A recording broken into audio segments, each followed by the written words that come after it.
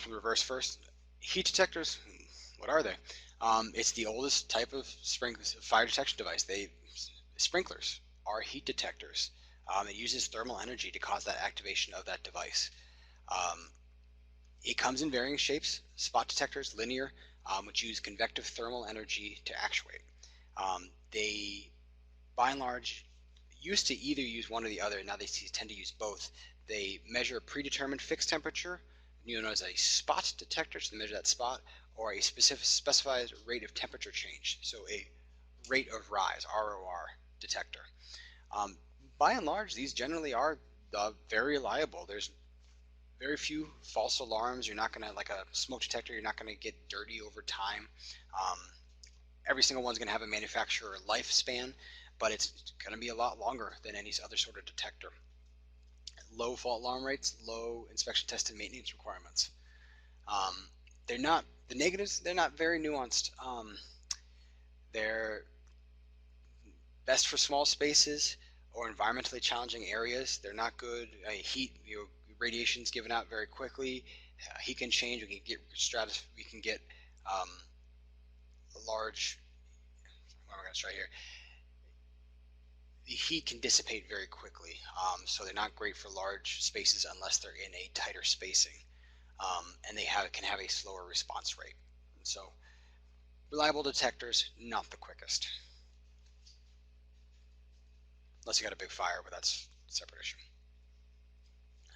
So I talked about a fixed temperature detector, so that activates that spot heat detection, 135 degrees, 155 degrees, etc.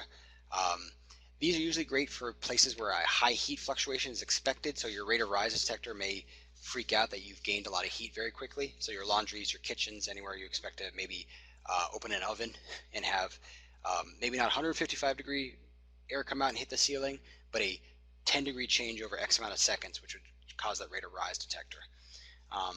So that rate of rise detector, the next one, activates when the surrounding temperature increases at a certain rate, usually I said 12 degrees to 15 degrees per minute.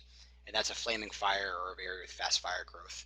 So the rate of rise detector, it's good for fast fire growth, it can detect at all ranges, so it doesn't have to wait for that thermal air mass to reach that high temperature.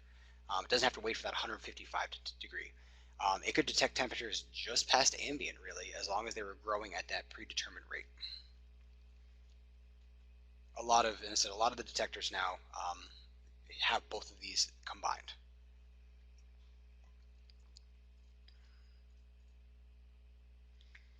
Some other types of heat detectors, linear line type detectors.